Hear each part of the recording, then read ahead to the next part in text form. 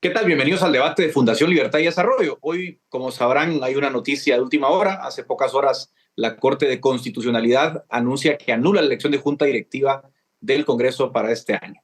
Para ponerlos en contexto, el 14 de enero, el día de la transmisión de mando, pues se instala primero la nueva legislatura, la 10ª, y posteriormente esa legislatura tiene su primera sesión, elige a su junta directiva, presidida por el diputado Samuel Pérez del movimiento Semilla, y posteriormente, pues esta nueva legislatura decide modificar el acuerdo que les dio posesión. Ese acuerdo que les dio posesión consideraba a los diputados que fueron electos por el partido Semilla como independientes, al igual que al diputado Adí Maldonado lo consideraba, y al diputado Inés Castillo los consideraban diputados independientes por supuestamente haber sido expulsados del partido UNE.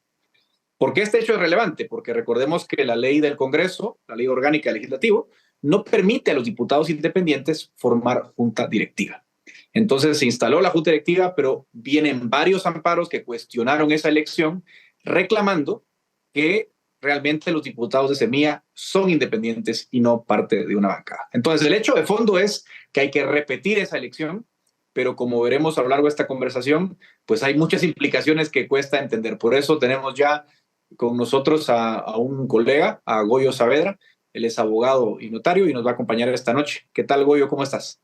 Hola Edgar, pues muy bien sorprendido por esta resolución, sobre todo por la forma de la resolución, pero encantado de compartir y tratar de conversar, aclarar algunos temas del fondo de lo que implica. Exacto. Yo también estoy tratando de entender algunas esquinas. Recordemos que este es un fallo que se hace público cerca de las 7 de la noche, ¿no? 6 y pico. De modo que estamos todavía recién sacando del horno el fallo y tratando de entender sus implicaciones. Vamos a ver, Goyo. Punto número uno del fallo. Lo que sí queda claro es que la elección de junta directiva se tiene que repetir. Había dos planillas, una planilla encabezada por Samuel Pérez, otra planilla encabezada por Sandra Jovel de Valor Unionista, y finalmente la Corte ha dicho que esa elección se repite, que se anula todo. O sea, va a haber que repetir la sesión y volver a votar por esas planillas. ¿Cómo ves los méritos? Hablemos de esta parte primera, de hablar de considerar que realmente los diputados de Semilla y Adí Maldonado e Inés Castillo eran independientes. ¿Cómo has recibido esta parte del fallo? A mí me parece que en ese sentido el fallo, aunque cita el artículo, no es congruente con lo que dice la ley orgánica del organismo legislativo. Eh, y ahí hay que ser claros en unos temas. La Corte no está identificando si ha sido jurídicamente correcto la declaratoria de independientes que hizo el acuerdo, sino está dándolo por default en que la declaratoria independiente no los hacía factibles de participar en la planilla. En el caso específico del partido Movimiento Semilla, hace una relación de todos los hechos que se han venido desencadenando y que han llegado a la magistratura por distintas acciones, ¿verdad? Cita por lo menos 5 momentos y alrededor de 9 resoluciones que se sucedieron desde julio hasta la fecha de la toma de posesión. Pero ¿cuál es lo importante ahí? Que el artículo 46 de la ley orgánica del organismo legislativo expresamente reconoce qué es un bloque legislativo. Y al decir qué es un bloque legislativo, reconoce que son todos aquellos miembros de un partido político que conserva la calidad de partido político.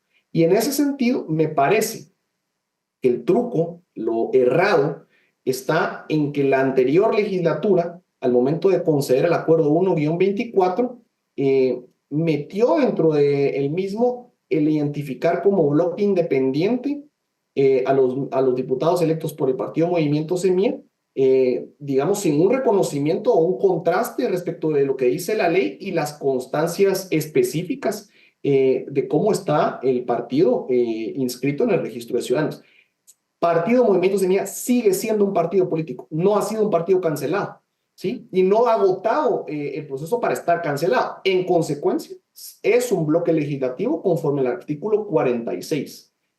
Ahora, el acuerdo 1-24 se aprobó de esa forma y entiendo que la bancada entrante entendió que en aras de poder llevar a cabo una transición de mando, y no interrumpir ese proceso el sábado, que finalmente terminó siendo en primeros minutos del domingo, dejaron que se aprobara el acuerdo y después buscando hacer una modificación. Ese es un punto, y digamos que ahí podríamos entender que la legalidad o la reconducción de la elección podría pues tener algún tipo de razonabilidad. Pero la forma de adentrarse y de tratar de definir y de anular el fondo respecto a la identificación de derechos de la bancada, Partido Movimiento Semilla, contrario a lo que dice la ley, me parece grave, ¿verdad? Y ahí Ahí te voy a creo interrumpir, que es un ahí te tema... voy a interrumpir porque creo que ahí hay un punto, ¿no? O sea, ahorita, digamos, estamos de acuerdo en el primer punto para que nuestra audiencia nos lleve la pista, güey. Ok, se anuló la elección porque se consideró que en el momento de la elección, lo que decía el acuerdo 1-2024 es que los diputados electos por Semilla eran independientes. Ahora, el segundo punto, lo que estás mencionando, güey, y aquí me parece que sí hay una discusión importante que la Corte, yo creo, se apresura, porque esto es un amparo provisional, esto no es una sentencia final. O sea, aquí estamos simplemente, digamos, en el momento en el que la Corte considera que es oportuno suspender un acto o no, pero del fondo todavía no, hacen falta etapas, digamos, del proceso para conocerlo, un poco para ir a nuestra audiencia. Ahora bien, me parece bien importante hoy distinguir entre un partido cancelado y un partido suspendido. Una suspensión al amparo de la ley electoral significa significa muchas cosas. Por ejemplo, significa que un partido no puede recibir el financiamiento, no puede celebrar asambleas. Es decir, administrativamente está congelado, ¿no? Para decirlo simple. Pero, por ejemplo, suspenden partidos todo el tiempo, güey. O sea, eso es bien normal, que un partido sea suspendido porque le faltan afiliados, porque no pagó multas, etc., etc. Pero nunca antes se considera que un partido suspendido, eh, digamos, deja de ser un bloque en el Congreso. O sea, refrescame la memoria, pero yo no me recuerdo nunca que eso haya pasado. Y te agrego un segundo elemento. La UCN se canceló en definitiva después de un largo proceso en octubre del 2022. Recordamos que la UCN entregó sus curules como diputados de UCN. Entonces, ¿cómo entender que la Corte te diga hoy bueno, que Semilla no es bloque? Oh, exacto, y me parece que esa es una ilegalidad de la legislatura novena y es un punto que no puede ser desconocido a la luz de lo que sea la reconducción en cumplimiento del amparo provisional. Eh, el artículo 46 es claro, una corte no puede modificar la ley, ¿verdad? La corte en ese sentido no puede modificar la ley. Sí entiendo que por la necesidad de dar certeza, traslada un procedimiento de cómo debe llevarse a cabo. Pero la decisión legislativa como órgano independiente va a tener que conducirla el Congreso, ¿verdad? Y en ese sentido es importante hacer notar que no puede darle la calidad de efectos definitivos a una medida cautelar. Ya hizo mucho y me parece que ese es un tema muy cuestionable, porque la opinión dictada en el tema de la cuestión de competencia el 5 de octubre de 2023 ya era, digamos, bastante ruidosa, si lo podemos poner de una forma, interpretando que una ley ordinaria, como es la ley contra el crimen organizado, cuando la delincuencia organizada, podía tener efectos superiores o distintos a lo que dice la ley electoral de partidos políticos, que no solo es la ley especial de la materia, sino que es de una jerarquía superior. Eso ya era problemático. En este fallo se menciona esa resolución. Sin embargo, hay temas que hay que poner en la práctica y que me parece es una cuestión del Congreso de la República. Porque la forma en que el Congreso de la República está ordenado se rige por su régimen interno. De hecho, es un régimen especial, porque recordemos que no requiere una intervención, digamos, del presidente. Es decir, es una ley, en la del régimen interno, que está específicamente regulada en la Constitución. Ha sufrido muchas modificaciones y una de ellas es la reforma que generó ese artículo 46. Pero otra vez, nos dice que van a ser bloques. Todos aquellos que tengan una representación de un partido, anuló la posibilidad de tener bloques independientes, de diputados independientes, pero un partido mientras no sea cancelado. Partido político Movimiento Semilla no está cancelado, puede ser bloque, ¿verdad? La forma en que se enmienda ese proceso por la 10ª legislatura, sí me parece que es un tema que podría estar sujeto a discusión y que entiendo es el centro, por lo menos, del amparo de la diputada Sandra Jovel y de los diputados del partido Vamos. Ahora, te voy a hacer una pregunta difícil. Es una pregunta difícil. O sea, leyendo el fallo este que estamos comentando, me da la sensación que la Corte le está cerrando la puerta a Semilla. Mientras esté vigente la suspensión, súper cuestionable, como decías. Como nota al pie, me parece interesante. Me parece interesante recordar que ayer, en una entrevista, el diputado Arzú Escobar decía, miren, el origen de todo, y no puedo estar más de acuerdo con él, dice, es que esa orden de suspensión de un partido político nunca se abordó por la Corte. La Corte siempre dio largas y rehusó ese punto que vos mencionabas, es decir, la ley electoral es la que manda y eso nunca quedó definido, nunca quedó defendido por la Corte. Entonces ahora el asunto está en que pareciera ser, Goyo, no sé si compartís, y obviamente sé que es difícil porque le hemos leído el fallo rápido para poder hacer este programa, pero pareciera ser que le está cerrando la puerta a Semilla para recuperar su estatus mientras la orden esté vigente. Sí, me parece que de alguna forma los considerandos lo orientan de esa forma. Sin embargo, la ley es clara y no puede, digamos, una interpretación ser contraria a la legislación. Entonces, yo creo que el procedimiento es cumplir con el auto. Específicamente, hay una parte resolutiva que nos dice qué está en suspenso, qué es lo que la Corte Constitucional ha dictado en suspenso, pero tiene que orientarse todo por la ley orgánica del organismo legislativo. Y en ese sentido, pues van a tener que actuar y defenderse en los puntos amparados en esto. Y aquí hay dos temas más, ¿verdad? Sí menciona también la participación del diputado Adín Maldonado. Me parece que ahí no hay un cierre completo, ¿verdad? Ahí la Corte se deja orientar por el hecho de que haya sido juramentado como diputado independiente, pero hay que tener en claro que también hay una ilegalidad de por medio ahí, porque no puede la legislatura saliente reconocerlo como independiente solo porque el partido manda la instrucción, cuando hay mecanismos de defensa que cualquier miembro de un partido político y más un diputado electo tiene que agotar, ¿verdad? Entonces, el partido, el Comité Ejecutivo Nacional puede haber tomado una decisión, pero hay un proceso de orden electoral, ¿verdad? Regido por lo electoral, pero también por los estatutos de cada partido para agotar los procedimientos y ahí hay una defensa que no puede quedar firme, digamos, o no puede ser definitiva mientras eso no se agote. Y yo creo que parte debería también de poder ser rescatable. Y el tercer punto es la juramentación de Julio Héctor Estrada. Me parece también que aquí hay un grave error en el auto, ¿verdad? Porque el auto menciona el amparo que promovió Julio Héctor Estrada y dice, como no se dio el amparo provisional, no podía asumir. Sí. Una cosa es que una corte no estime que existen, es decir, que no estime que existan las condiciones para otorgar un amparo provisional, pero otra es que por no haber otorgado el amparo provisional esté resolviendo el fondo en otra acción, ¿verdad? Eso es completamente grave. Y ahí creo también en el programa Tangente del día de ayer, el mismo diputado Álvaro Arzú Escobar lo decía, ¿verdad? Hay un abuso de la exigencia de la constancia transitoria que ha sido conflictiva. De hecho, parámetros similares han sido resueltos por la Corte Interamericana de Derechos Humanos en el caso de Venezuela y sobre todo se ha dicho que no puede haber requisitos administrativos para poder impedir el ejercicio de un cargo de elección popular y principalmente en el tema de los diputados es muy grave.